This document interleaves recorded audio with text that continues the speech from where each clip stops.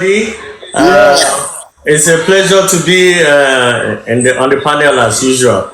yeah. I really enjoyed everybody's submission, and my point of enjoying it shows that there's hope for the future.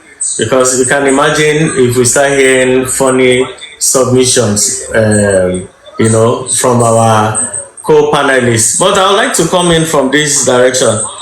I'm even shocked that our Reverend Sister was bold enough to make some very serious statements that typically we don't find church people making publicly. They She's an analyst, and yeah, and she's a humanist. she has earned my special respect for her. I like the way she put it because I was going to talk on some of the things she said. So let's start from beginning. These days, sorry to say, I feel like the more expensive and flashy and extravagant that wedding is, the more likely they are to divorce in 2 years' time. I don't know, it's just me.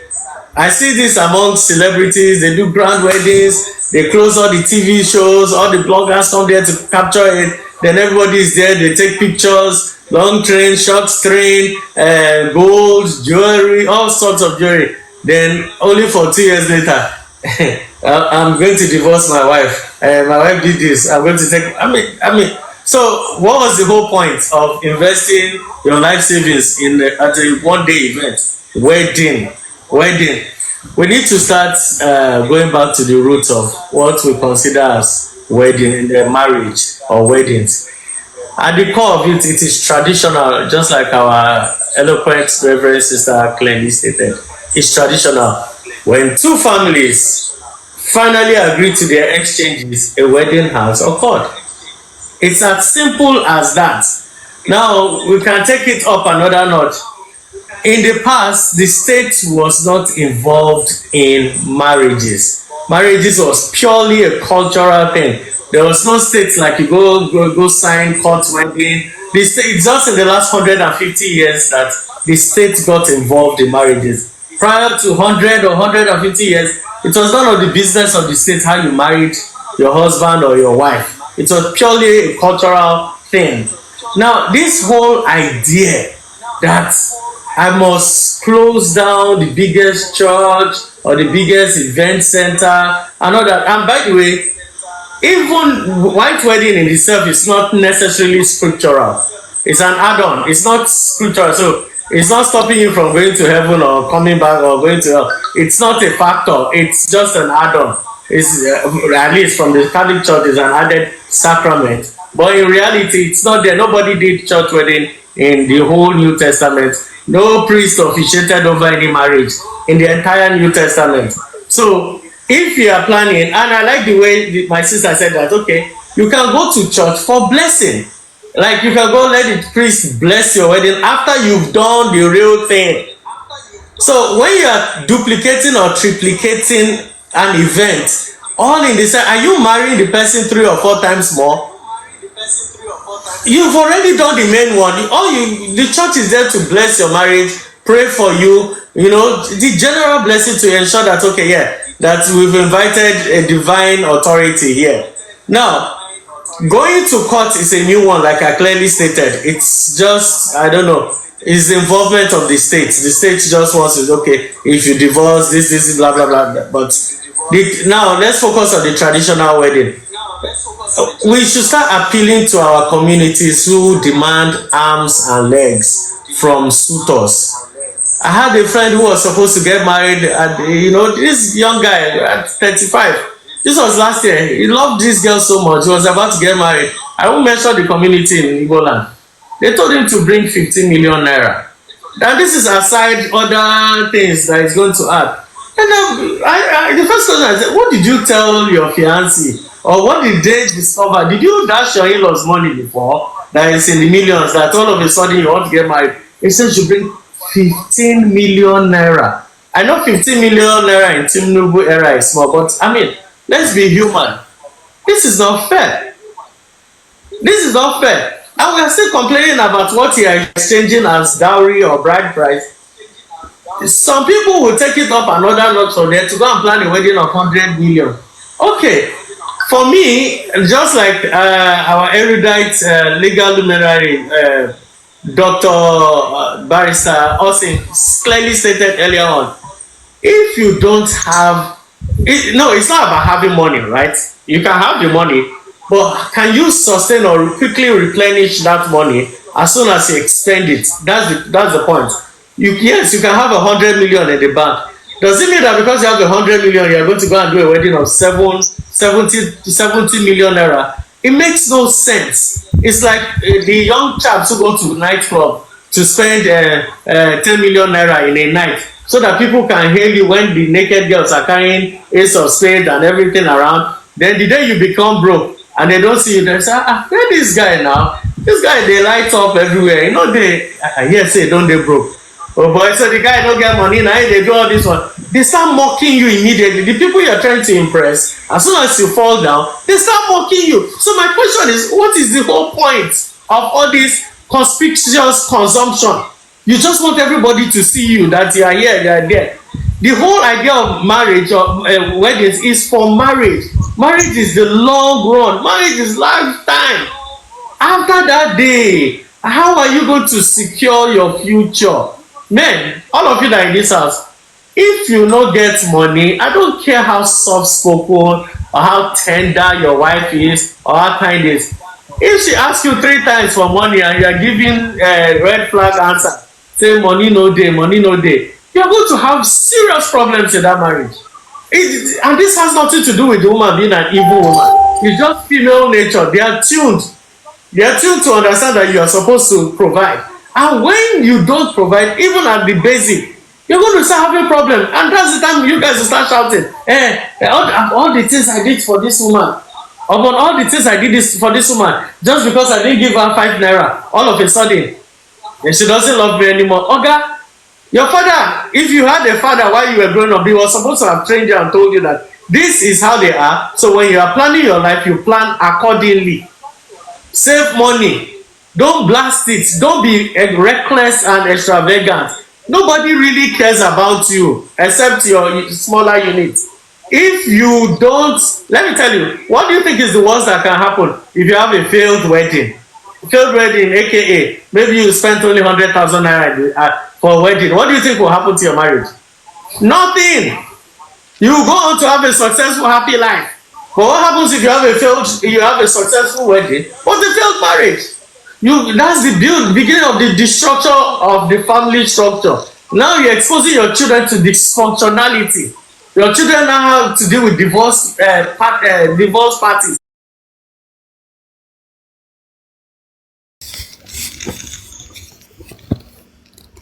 At the beginning, all these things could have been resolved. So my take in all this is that if you are stupendously wealthy, you have enough money and you can handle it, by all means, I'm not here to bad belay you, but we know that majority of the people and everybody is talking to are the ones that don't have. They are the ones that are borrowing money to live this fake lifestyle. These are the people we are talking to.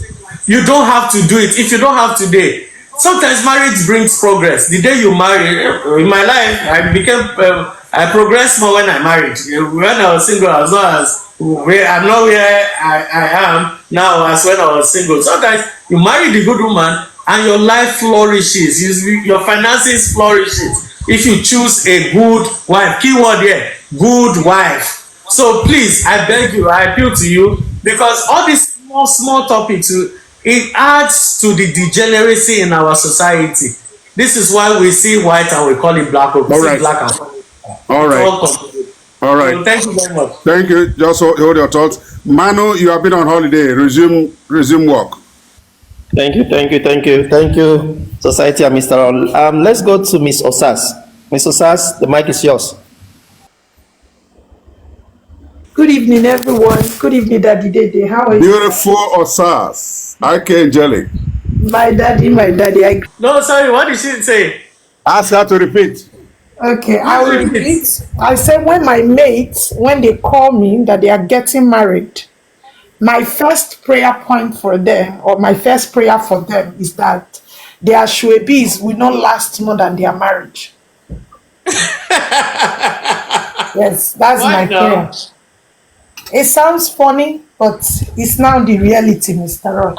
It sounds very funny, but it's the reality. Many marriages you buy ashwebi for are all broken, but you still have the ashwebis in your wardrobe. And the funny part of it all is that you can no longer wear them. That's the truth about it. That's the truth about it. That's reality.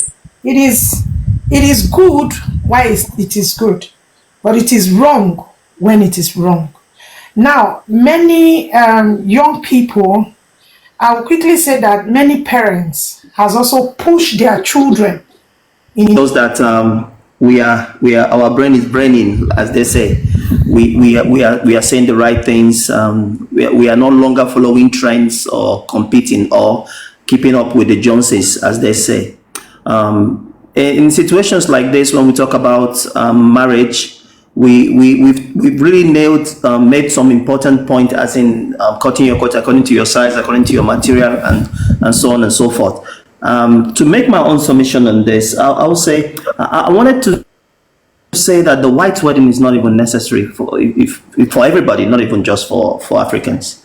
It's not necessary. It's not necessary at all. Then I look into the traditional aspect, which is the one that is even more expensive, and that one you have no control. You have no control of what to spend. It's you get the list. They will give you the list. Then you deal with it, and the list sometimes put marriages to hold or end. Talk as a lawyer now. If you take a woman without the consent of her parents, it is tantamount to kidnap. So the most important wedding, which was also exemplified in the Bible, is the one Jesus attended in Cana, and that was a traditional wedding. So all this imported white wedding, Africans, wake up, realize it, is imported. If you go to the house of the would-be girl who's want to marry, and her father says, I agree, I concur, that is a wedding. People wake up. For those of you who want to spend 10 million, 20 million, 30 million, you go to court. Why do people do court wedding? It is that paper that you go to the embassy with. The white wedding, if you have to allow it, is just to present her before God. But for those who don't go to church, you go and do a court wedding, which is just for the government of the country to be aware. So let's get it into our heads, what we do as Africans, because this boroboro of culture is costing us a lot. All right? Now, Dr. Barisosin says, focus on your needs, not your wants. Why are you buying wedding gown? 2 million, 3 million, something of 3-4 hours is ended. You will not wear it another day, because if you wear it on another day, you will look abnormal. They will ask you, auntie, waiting to happen. A man could even wear his suit another day, but not a woman. So please, be realistic. Let's stop all these comparisons. Bob me the kind of hair where you bob Mr. Ron. Our head shape is not the same. Oh. So let's stop putting unnecessary pressure on ourselves because of wedding. Unnecessary pressure. That was why I asked Emeka to speak from the perspective of a young man who has not married. What are his challenges? I tell you, there are many places you go to marry. If you see what they ask for, you ask yourself, Angela, people say, make I buy iPhone. Angela, your salary reach one iPhone. You start asking, the girl went to school, would she have been an illiterate before? So communities need to be warned. Sometimes during negotiations, Mr. Ron, you hear an old man say, una daughter carry gold for her waist. When she born children, she go born Jesus. That's unnecessary. So, next thing, do not borrow to fund a wedding. Do not borrow to fund a wedding. Do not bank on gifts to recover on wedding expenses. The most expensive weddings do not ensure a lasting marriage. That's why I leave it tonight. I want to thank Manu Ngema, my co-host, Osas, IK Angelic, Mama Ozana, all the way from Canada. I want to thank you as a wedding planner. Thank you for giving us your perspective. Society and Mr. Ron, always a thumbs up to you. Sister Adugo, I'm always grateful anytime you come here because you tell us the home truth. Like Mr. Ron said, you go out to speak out of the box to say this is what is right, not because you are speaking from the pulpit. Amara Chike, thank you very much. Edmond Lime is from Cameroon but resides in Qatar. I want to thank all of you for being part of the Kanayo Kanai Online Global Village Meeting. Just relax now and go to my YouTube channel, Kanayo Kanai TV, and watch the movie I just released on Friday. It's a beautiful one. You'll love it. Love and passion. And I have asked people to know there is no gentleman in this world. If you want me to define it, a gentleman is somebody whose social ills have not been discovered.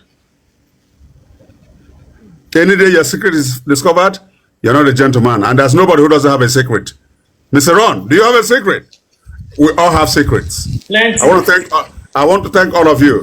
Good night, everyone, and watch my movies on my channel. I appreciate